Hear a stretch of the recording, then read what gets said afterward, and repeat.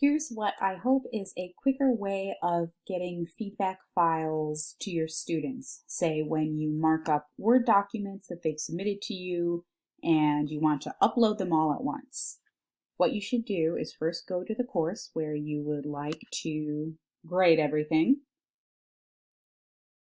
and then go to the assignment where the files are.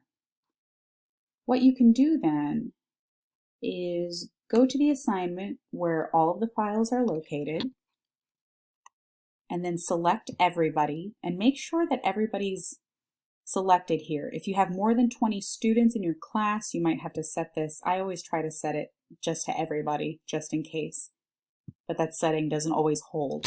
So make sure everybody is selected, and then you click this download file, and it's zipping up.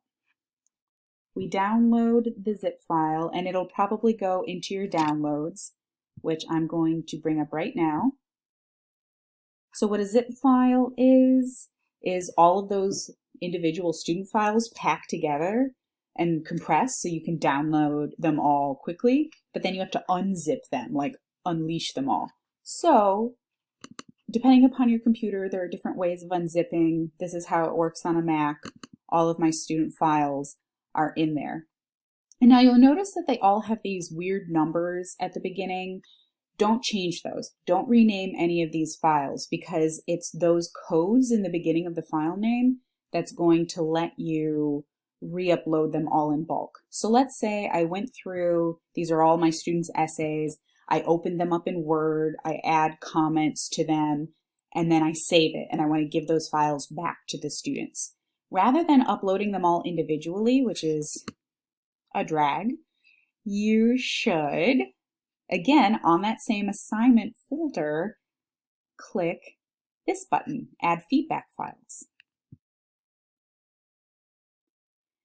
And it'll ask you to upload your files, at which point we bring up where those unzipped files were and pretend that all of these had feedback attached to them. So I am going to select them all, and the way that I'm doing that is selecting the first one, holding the Shift button, selecting the last one, and clicking Open.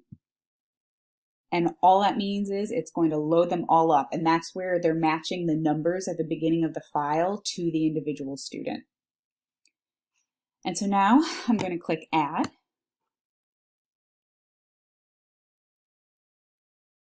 And this takes a little while because it's a lot of files.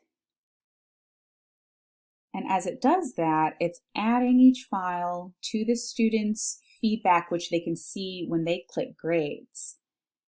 And then what I can do then is click Evaluate for each student. And check this out. The files that I marked up and have given to that student are already attached there. And then I can use a rubric if I already have it attached, or I can give a score, or add feedback. And I especially want to emphasize this feedback box. You can use this box even if you aren't bulk uploading files or adding feedback files. You can just give students comments there. But if I'm attaching a feedback file, I want to make sure that students know, hey, there's something more substantive here. You should download this again and look at all my comments in Word. So I'll generally include a message that says just really high-level comments, like you did a really good job with this. Here's what I want you to work on for next time. Please see my more specific comments, which are in the document attached below. Let me know if you want to talk about your work or my feedback further.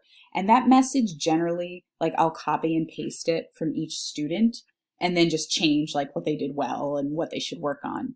So that all packaged together is a really great way of giving students the feedback that they're looking for, especially when we're remote and they're looking for interaction between themselves and you. They're looking to you. So hopefully that's a quicker way than tediously uploading for each student as you go along.